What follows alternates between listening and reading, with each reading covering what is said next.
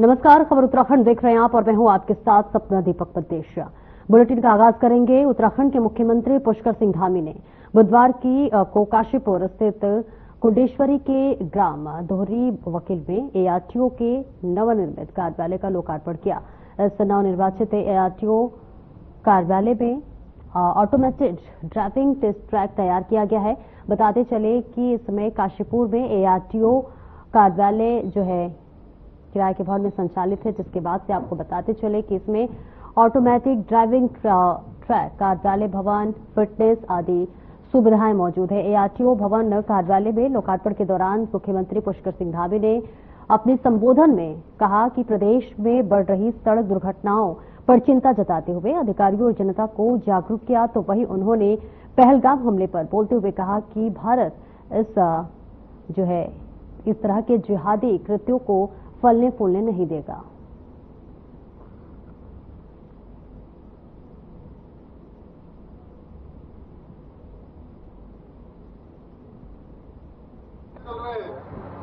लेकिन अगर वहाँ ऑटोमेटेड ट्रायल्स आज एआरटीओ भवन के यहाँ पर आज इसके लोकार्पण से, इसके उद्घाटन से निश्चित रूप से इस पूरे क्षेत्र में और आसपास के पूरे कुमाऊं क्षेत्र के लोगों को बहुत लाभ मिलने वाला है, बहुत सुविधा उनके लिए होने वाली है।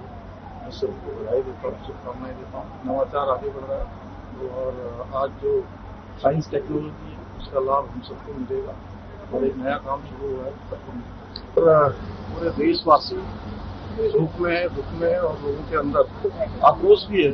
इस प्रकार से एक एक का नाम पूछकर हिंदू पर्यटकों को इस प्रकार से गोली मारी गई है, ये इनके जो जिहादी इरादे हैं वो पूरे देश और दुनिया के सामने आए हैं। ऐसी राक्षसी प्रवृत्ति के लोगों का अंत होना चाहिए।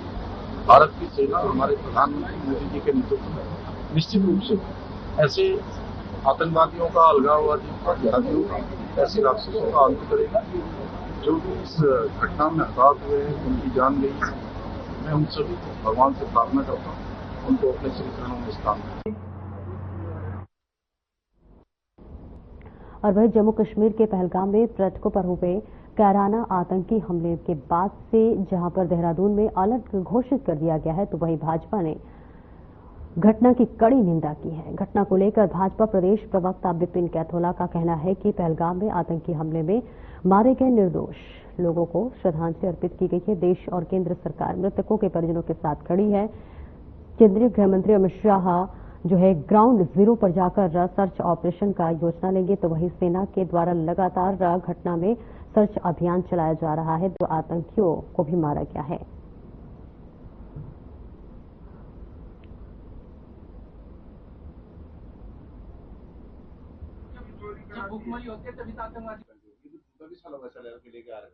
देखिए, बहुत ही दुखद है और ये आतंकी घटना इस प्रकार की जम्मू कश्मीर में हुई है।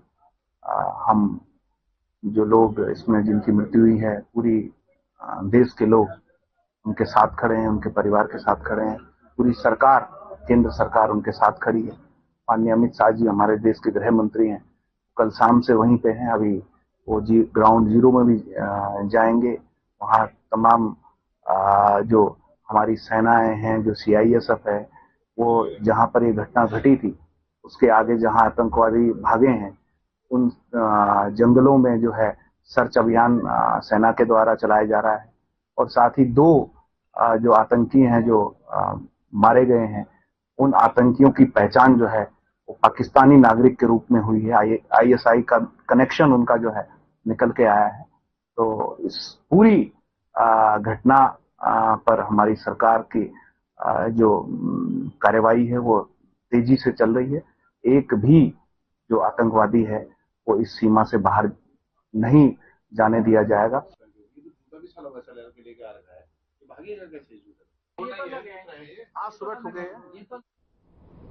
और जम्मू कश्मीर के पहलगाम में पर्यटकों पर हुए आतंकी हमले को लेकर उत्तराखंड प्रदेश कांग्रेस कमेटी ने भी कड़ी निंदा की है। कांग्रेस के प्रदेश अध्यक्ष करन बाहरा ने कहा है कि कायरतापूर्ण और मानवता को शर्मसार करने वाला हमला बताया।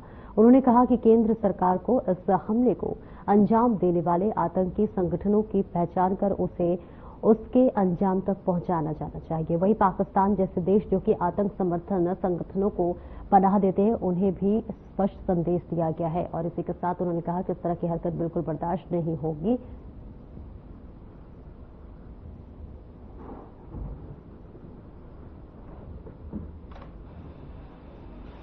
आतंक को, आतंकवादियों को कतई स्वीकार हमारा देश नहीं करता और जिस तरीके के कायराना ये हरकत है, निहत्थे लोगों को बुरी तरीके से इस तरीके से मारना, ये भारत इस बात को कतई स्वीकार नहीं करता। हम चाहते हैं हमारी सरकार इस पर सख्त कदम उठाए, फौजों को अधिकार दिए जाएं, उनको इजाजत दी जाए इस बात की कि वो अपने कदम आगे बढ़ाएं और बदला लें। सरकार को याद रखना चाहिए, एक सर के बदले 10 सर की बात कही थी। आज वो समय आ गया है और केंद्र सरकार को इसमें सख्त कदम उठाने चाहिए।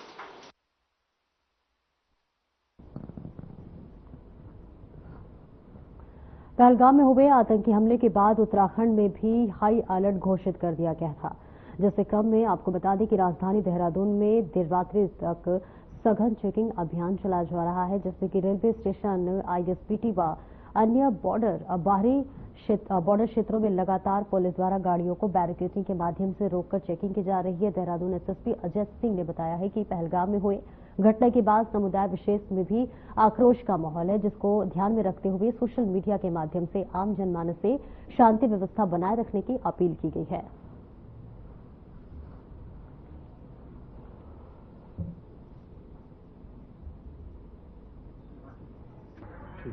कल एक जो संवेदनशील प्रकरण प्रकाश में आया था, जिसमें काफी निर्दोष लोगों की हत्या हुई थी, इसको देखते हुए राज्य भर में श्रीमान पुलिस महानिदेशक महोदय द्वारा भी अलर्ट जारी किया गया था। इसको देखते हुए राजधानी देहरादून में भी संवेदनशील स्थानों पर जो है चेकिंग अभियान भी चलाया गया। सभी अधिकारीगण भी इस चेकिंग में रहे। साथ ही साथ यहाँ पर काफी सारे छात्र जो बाहर से अध्ययनरत रहते हैं, खासकर इसमें कश्मीर के भी छात्र हैं, उन सभी जगह समन्वय बनाकर शांति की अपील की गई है। विभिन्न संगठन, समुदाय के लोग द्वारा भी इसमें आक्रोश है और इसमें विभिन्न तरह की प्रतिक्रिया भी जो है सोशल मीडिया के माध्यम से की जा रही है। तो सभी वर्गों के साथ मीटिंग करके जो भी स्टेक होल्डर्स हैं, जो भी विभिन्न संगठनों के लोग हैं, उन सबको शांति बनाए रखने की अपील की जा रही है और साथ ही साथ मीटिंग भी की जा रही है। और जो भी हमारे संवेदनशील स्थान है, जहाँ भी धरना प्रदर्शन या इस तरह के संभावना है, वहाँ देखते हुए पुलिस की तैनाती की गई है। तो ये आतंकी घटना पहलगाम में हुई थी, उसके दृष्टिगत जनपद की पुलिस के द्वारा सघनता से चेकिंग अभियान चलाया गया था, सिटी क्षेत्र में भी और देहात क्षेत्र में भी। इसमें सभी अधिकारी और कर्मचारियों के द्वारा प्रतिभागी किया गया था। जनपद के जितने भी आने और जाने वाले मार्ग हैं, वहां पर बैरियर लगाकर प्रत्येक आने जाने वाले वाहन की, चाहे वो 2 व्हीलर हो, चाहे 4 व्हीलर और चाहे बड़े वाहन, सबकी जो है सघनता से चेकिंग की गई थी। जो हमारा बीडीएस स्क्वाड है, जो हमारा डॉग स्क्वाड है, उसके द्वारा भी जैसे रेलवे स्टेशन, आईएसबीटी और अन्य भीड़ वाले एरिया की चेकिंग की गई थी। स्वयं वरिष्ठ पुलिस अधीक्षक महोदय के द्वारा भी और बाकी अन्य अधिकारी द्वारा, सबके द्वारा जो है अपने अपने पॉइंट्स पर इसमें चेकिंग सुचारू रूप से करवाई गई थी। इसके अलावा जैसा आप कह रहे हैं, आगामी चारधाम यात्रा के दृष्टिगत और जो पर्यटन सीजन उसके भी दृष्टिगत लगातार ये हमारा चेकिंग अभियान जो है ये लगातार जारी रहेगा और किसी प्रकार की कोताही या लापरवाही इसमें नहीं बरती। और वही हल्द्वानी के वन फुलपुरा क्षेत्र के लाइन नंबर 8 में अवैध तरीके से जो है गैस की कालाबाजारी का मामला सामने आया है। खाद्य पूर्ति विभाग की छापेमारी के दौरान मौके पर 3 बड़े सिलेंडर और 5 छोटे सिलेंडर बरामद किए गए हैं और इसके अलावा गैस रिफिलिंग में इस्तेमाल किए जाने वाली मशीन भी जब्त की गई है। बता दें कि इस कार्रवाई में जिला पूर्ति अधिकारी मनोज कुमार बर्मन के साथ क्षेत्रीय खाद्य अधिकारी दिव्या पांडे, विनय जोशी और इसी के साथ साथ पूर्ति निरीक्षक पूरी टीम शामिल रही।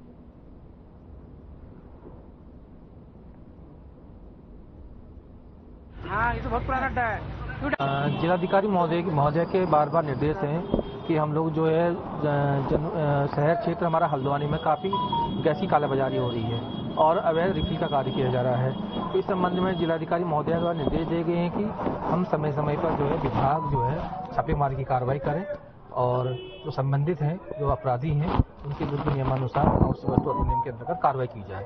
इसी परिप्रेक्ष्य में आज हम पूरी टीम के साथ, सप्लाई की टीम के साथ हम लोग बनपुरपुरा लाइन नंबर 8 में आए थे। तो यहाँ पर हमको एक टेम्पू यहाँ पर खड़ा भी है यहाँ पर, वो टैंकर में वो रिफिल करते हुए पकड़ा गया। रहमान नाम का बताया जा रहा है आदमी। तो अभी तो यहाँ पर से भाग गया, यहाँ पर दिखाई रहा तो अभी आया यहाँ पर है नहीं वो। और बाजपुर के उधम सिंह नगर क्षेत्र में आरा मशीन पर वन विभाग द्वारा छापेमारी की कार्रवाई की गई है। विभाग के पैरों तले जमीन खिसक गई क्योंकि मौके पर भारी मात्रा में बेशकीमती सागौन की लकड़ी बरामद की गई है और अवैध सागौन की लकड़ी की कीमत लगभग 30 लाख रुपए बताई जा रही है। आपको बता दें कि विभाग आरा मशीन सीज कर कार्रवाई में जुटी हुई है।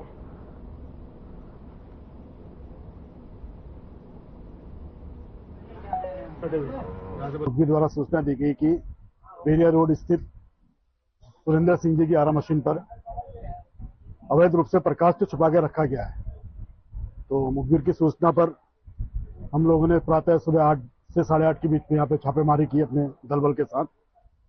तो हमें आरा मशीन के अंदर जगह जगह बुरादे के नीचे, लकड़ी शोपते के नीचे, इनके चीरी हुई लकड़ियों के नीचे जो है अवैध रूप से छुपाकर जंगल से लाई हुई लकड़ी रखी गई है, जो कि जंगल के वन निगम प्लॉटों के जो वन निगम इस समय काट रही है उन क्षेत्रों की से लाई की प्रतीत होती है, क्योंकि उस पर छुपान के निशान भी हैं, जड़ों पे, घनों पे, कहीं कहीं पे छुपान के निशान भी हैं और जो साइज निगम काटती है वही साइज की लकड़ी ये बरामद हुई है। इनको बरामदगी की कार्रवाई भी चल रही है। करीब करीब आकलन जो है हमारा इस लकड़ी का ये 25 से 30 लाख के बीच में हमारा ये आकलन होगा कि इतनी लकड़ी इस समय जो अवैध रूप से जो भंडारण की गई है वो रखी गई है। समस्त लकड़ी की जांच की जा रही है जो सारा मशीन पे है और संबंधित जो रेंज अफसर हैं उनको भी यहाँ बुला लिया गया है।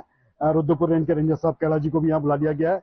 वो भी अपनी टीम के साथ अभिलेखों का मिलान कर जो लकड़ी अवैध रूप से रखी गई है उसके बारे में पता कर रहे हैं। पृथ्वी दिवस पर स्कूली बच्चों ने दिनेशपुर में विभिन्न दुकानों में जाकर पॉलिथीन का बहिष्कार की कागज में बनी जो है सामग्री रखने वाले थैली को अपने जीवन शैली में अपनाने को लेकर लोगों को जागरूक किया। इस दौरान बच्चों ने कहा कि प्लास्टिक सड़ता व गलता नहीं है और ना ही नष्ट होता है, पर्यावरण की दूषित करता है और ऐसे में हमें बचना चाहिए। पॉलिथीन के स्थान पर हमें कागज से बनी हुई थैली का इस्तेमाल करना चाहिए।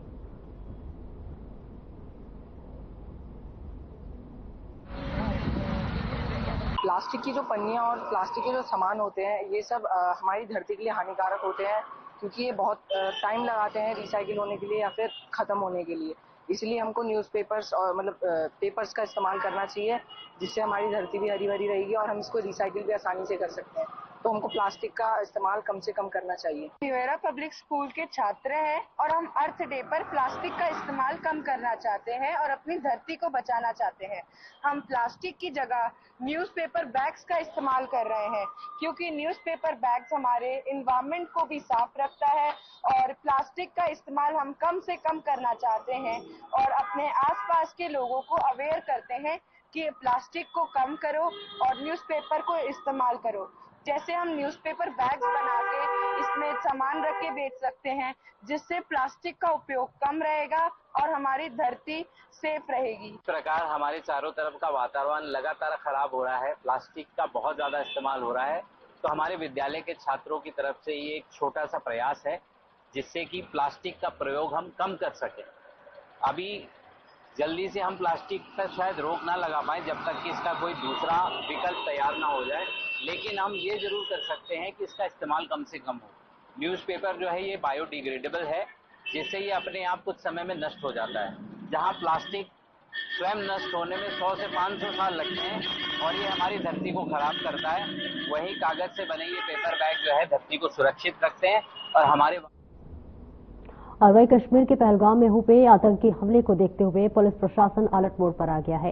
पुलिस महानिदेशक ने एसएसपी देहरादून को संपूर्ण जनपद में सघन चेकिंग अभियान चलाने के निर्देश दिए हैं, जिसके दृष्टिगत वरिष्ठ पुलिस अधीक्षक देहरादून तथा पुलिस अधीक्षक नगर द्वारा नगर क्षेत्र के महत्वपूर्ण स्थानों पर खुद मौजूद रहकर प्रत्येक वाहन एवं व्यक्ति को सघन चेकिंग सुनिश्चित कराई जा रही है। और इसके अतिरिक्त पुलिस अधीक्षक विकास नगर ऋषिकेश द्वारा भी अपने अपने क्षेत्रों में स्वयं मौजूद रहकर पुलिस चेकिंग की जायजा लिया जा रहा है।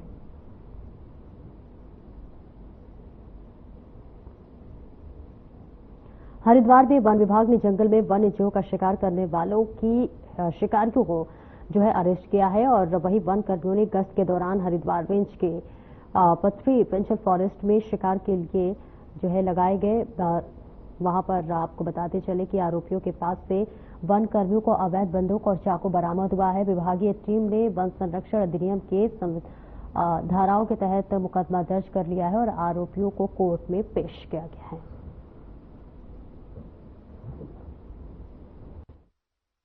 हमारा जो पथरी वन क्षेत्र है हरिद्वार रेंज का, उसमें जो वन कर्मियों का दल था, उन्होंने दो व्यक्तियों को, दो शिकारी थे, उनको रंगे हाथों शिकार करते हुए वन क्षेत्र से पकड़ा गया है और दोनों के पास से अवैध असला एवं अन्य हथियार जो है वो बरामद किए गए हैं।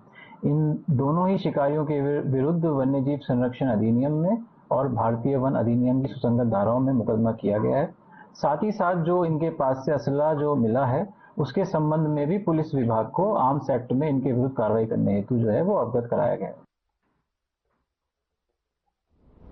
और खबर देहरादून से है, जहां पर चिड़ियाघर से पहले लालढांग के पास सड़क पर हाथी दिखा। जहां सड़क पर हाथी दिखने से जाम की स्थिति बनी, जहां सड़क के दोनों तरफ गाड़ियों की लंबी कतारें लगी रही। हाथी सड़क पर थोड़ी देर टहलता रहा, कुछ देर बाद वापस हाथी जंगल की तरफ चला गया।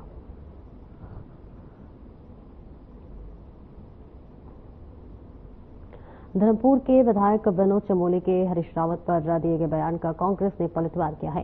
कांग्रेस प्रवक्ता ने प्रतिक्रिया देते हुए कहा है कि भारतीय जनता पार्टी पहले अपने गिरेबान में झांक कर देखे और भाजपा सिर्फ लोगों को अहम मुद्दों से भटकाने का काम कर रही है। और ऐसे में प्रतिभा सिंह ने कहा है कि पूर्व सीएम त्रिवेंद्र सिंह रावत ने खनन को लेकर एक बड़ा बयान दिया, लेकिन उनका संज्ञान भी न लेते हुए भाजपा सिर्फ अनर्गल बातें कर रही है।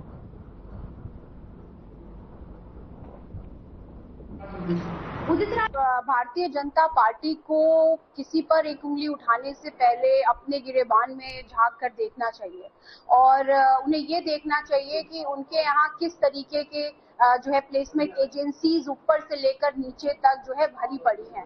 और चाहे मैं अमित शाह जी के पुत्र जय शाह की बात करूं तो उनके पास ऐसी कौन सी क्वालिफिकेशन थी जो वो जो है क्रिकेट बोर्ड में बैठे हुए हैं, ये तो बहुत ऊपर की बात है। राजनाथ सिंह जी के बेटे की अगर मैं बात करूं तो वो कौन सी प्लेसमेंट एजेंसी के थ्रू राजनीति में जो है आने का उन्होंने कार्य किया है। इस प्रदेश की अगर मैं बात करूं तो रितु खंडूरी जी की मैं बात करूंगी, सौरभ बहुगुणा की बात करूंगी और जिस तरीके से अभी उन्होंने रितु खंडूरी जी के भाई को भी भारतीय जनता पार्टी ज्वाइन कराने का कार्य किया है, तो ये कौन सी प्लेसमेंट एजेंसी के थ्रू ये लोग जो है भारतीय जनता पार्टी में मुख्य पदों पर जो है बैठे हुए हैं। तो आज प्रदेश में जो अहम मुद्दे हैं उनसे ध्यान भटकाने के लिए भारतीय जनता पार्टी सिर्फ इस तरीके की।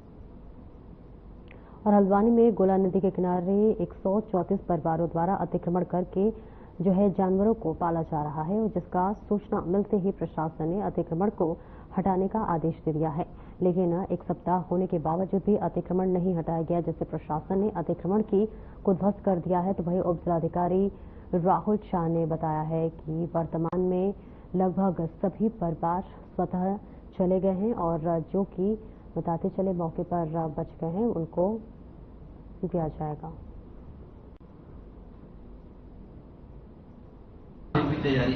गौला नदी के किनारे रेलवे लाइन और गौला के बीच में करीबन 134 परिवारों के द्वारा अस्थायी रूप से टेंट इत्यादि बना के अपने रहने के लिए अतिक्रमण किया गया था। कई लोगों द्वारा वहां पर जानवर आदि भी बांधे जा रहे थे। प्रशासन के द्वारा वन विभाग के साथ लगातार मुनादी करते हुए सभी लोगों को चेतावनी थी कि अपना अतिक्रमण हटा दें। पिछले एक सप्ताह से लगातार उसमें अभियान चल रहा था। पूरे अभियान में कल शाम को जो स्थिति है उसमें ज्यादातर आपके 134 में से लगभग सारे हट चुके हैं। एक दो लोगों के छोटे मोटे टूटे हुए वहाँ पे स्ट्रक्चर बचे हुए जिनको भी मौके पर साफ करके हटाया जाए।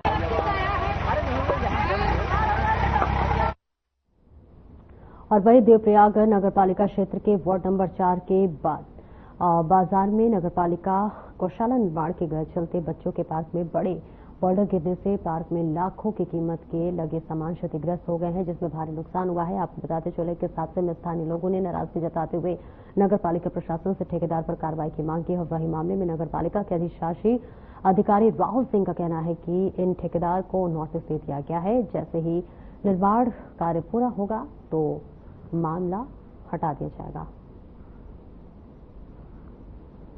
ये नगर पालिका के गौशाला बन रहा है जी, और ये ठेकेदार जी राकेश थपलियाल, और ये नगर पालिका का काम हो रहा है। और इसमें जो बच्चों का खिलौना था, इसमें चार पीस, 3 तो दिख रहा है, एक वो पत्थर में दब गया, यही है जी। जी अब ये तो अब हमारे को तो क्या पता, अब उन्होंने बोला भी नहीं। अब जब मशीन चले तो नगर पालिका ने बोलना चाहिए कि पहले इसको निकालना चाहिए। अब हमें तो क्या बोल सकते हैं। उनका जो यहाँ खुदाई चली और वो पत्थर निकला है, उस पत्थर के नीचे कुछ तो टूट गई और कुछ दबी हुई है। तो लगभग 4 से 5 के करीब मशीनें थी, और इसका जो भी इसका भुगतान है वो कौन देगा। और जो बच्चे यहाँ खेलने आते थे वो भी अब खेलने नहीं आते। नगर पालिका को ये सोचना चाहिए कि हमने इतना खर्चा करके ये चीजें करी और उसके बाद ये टूट रही हैं। उनको लगे हुए ज्यादा टाइम नहीं लगा होता, लगभग साल भर के करीब, और उसके बाद इसमें वो जो पार्क बनाया गया था उसमें समतलीकरण और जो सुरक्षा दीवार वगैरह लगाई गई थी उसकी लागत 5 से 6 लाख रुपए थी। और उसके बाद जो उसके साथ सामान मंगवाए गए वो भी लगभग 5.5 लाख रुपए तक के हमें मिले थे। इसके लिए हमने वो ठेकेदार को नोटिस, एक पहले में जैसे मेरे संज्ञान में आया उसको मैंने ठेकेदार को नोटिस भेज दिया था। उसके बाद उसने बोला कि सर जैसे ही हमारा यहाँ से मलबा हट जाएगा उसके बाद हम इसका जो हमारी लागत है उसमें हम इसको रिपेयर करके इसको पूरा सही कर देंगे। वो उन्होंने आश्वासन दिया है। इसलिए जैसे ही मलबा हट जाएगा उसके बाद उसकी पे निगरानी रखी जाएगी और उसको दोबारा निर्माण किया जाएगा। और वही मुख्यमंत्री पुष्कर सिंह धामी की अध्यक्षता में मुख्यमंत्री आवास में 2 मिनट का मौन रखकर जम्मू कश्मीर के पहलगांव में पर्यटकों पर हुए कायराना आतंकी हमले में मारे गए निर्दोष लोगों को भी श्रद्धांजलि अर्पित की गई है। और इस दौरान मुख्यमंत्री ने हमले में अपने प्रियजनों के खोने वाले परिवारों के प्रति गहरी संवेदना व्यक्त करते हुए कहा है कि उत्तराखंड वासियों की ओर से भी शोक संतप्त परिवार के साथ अपनी संवेदना व्यक्त करता हूं। और यह जो है कायराना हमला केवल निर्दोष लोगों के लिए नहीं बल्कि हमारे देश और संस्कृति शांति पर भी हमला है।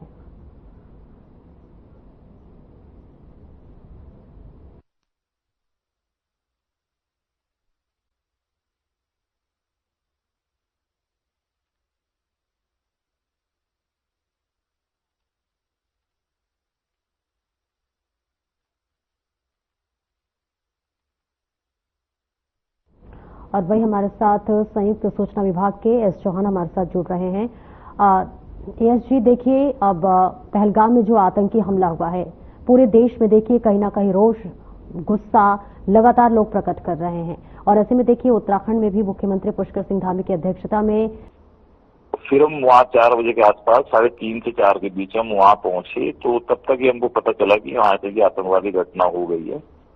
और बड़े मुश्किल से हम वहाँ से फिर होटल वापस पहुंचे जहाँ पे ये घटनाक्रम था। वो लगभग हमारे जहाँ पे हम थे वहाँ से 4-5 किलोमीटर दूर दूसरी साइड पे था। 4 बजे बाद हमको वहीं पे जाना था। उसको मिनी स्विट्जरलैंड भी कहा जाता है स्थानीय भाषा में उसको, क्योंकि बहुत अच्छी वो एक देवदार और जो जंगल है उसके बीच में वो वैली जैसी है। तो जब ये घटनाक्रम हुआ तो वापिस बहुत मुश्किल से हम जब वापिस आ रहे थे बेताब वैली से तो पूरा मार्केट बंद हो गया। ये समझ लो कि 10 मिनट में ही सारी स्थिति ऐसी हो गई कि बहुत ही जिसको भयानक दृश्य आप कह सकते हैं इस तरह का। तो डर पैदा हो गया सबके अंदर, मार्केट बंद हो गई, गाड़ियां जहाँ थी वहीं खड़ी हो गई, सेना के हेलीकॉप्टर से ऊपर वो मंडराने शुरू हो गए। तो बड़े मुश्किल से हम 4-4:30 बजे होटल पहुंचे तो देखा मंजर बिल्कुल डिफरेंट। वहाँ सब डरे हुए थे, जितने यात्री उसमें लगभग 100 लोग उस होटल में रुके हुए थे। तो कुल मिला के चूंकि हम उस सिचुएशन में वहां पे थे तो बहुत ज्यादा डर यात्रियों के बीच में था। और जो स्थानीय नागरिक वहाँ के वो लोग भी काफी दुखी थे कि हमारी जो जम्मू कश्मीर की जो इकोनॉमी है बेसिकली जो वहाँ लोकल लोग है वो हमारी टूरिज्म पे चलती है। और इस घटना से टूरिस्ट वापिस आने शुरू हो गए थे। लगभग 4:30 बजे के बाद वहाँ से टूरिस्ट वापिस श्रीनगर के लिए पलायन कर गए थे, यानी वहाँ से होटल छोड़ के जा रहे थे। हम रात को चूंकि वहीं पे रुके और पूरे रात भर उस होटल में भी सबको डर रहे थे सभी लोग कि ऐसा ना होगी रात को भी क्या हो सकता है, क्योंकि होटल वो जंगल के बीच में था।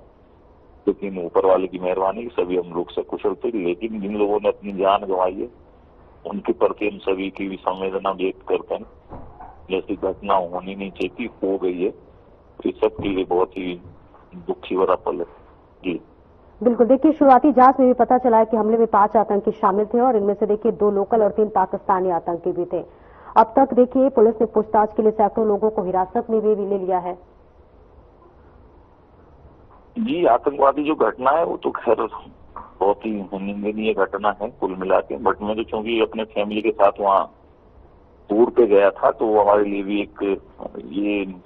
एक नए प्रकार का एक एक्सपीरियंस है इस प्रकार का, क्योंकि एक शांत पिछले 1 साल से शांत वैली थी जम्मू कश्मीर की, लेकिन इस समय वहाँ पे जो टूरिस्ट आज हम एयरपोर्ट पे वापस आ रहे थे तो सबने अपने फ्लाइट कैंसिल करा दी, होटल कैंसिल करा दिए, और जो टूरिस्ट वहाँ थे जम्मू कश्मीर की घाटी में वो सब वापस एयरपोर्ट में मैंने देखा बिल्कुल बहुत भीड़ थी, वापस जा रहे थे। बिल्कुल, देखिए जिस तरह से निर्मम हत्या हुई, पूरा देश उन तमाम लोगों के साथ है जिन्होंने अपनी जान गंवाई। बहुत बहुत शुक्रिया KS जी हमारे साथ जुड़ने के लिए।